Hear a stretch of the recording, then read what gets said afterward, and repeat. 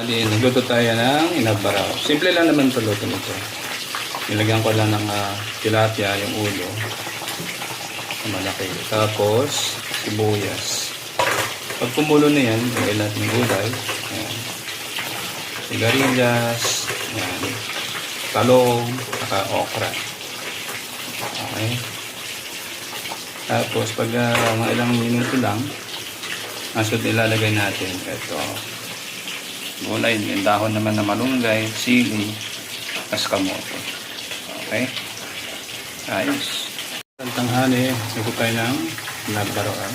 Ulo na tinatangin natin. Tapos, ito ng sigarilyas, galing talong, saka okra. Tapos, ito yung dahon naman. Okay? Dahon na ito is dahon ng sili, malunggay, saka talbos ng kamote. Okay. Ganyan lang.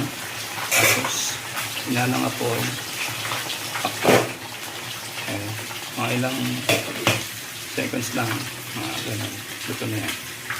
Okay, luto na ang inabaraw. Nigay natin yung tilapia. Ulo lang. Tapos yung talong, sigarilyas, saka okra. Tapos nilagyan natin daw malunggay, kamote, at sili. Ayos. Ayun, luto na. Inabaraw. Tapos, para sa isda.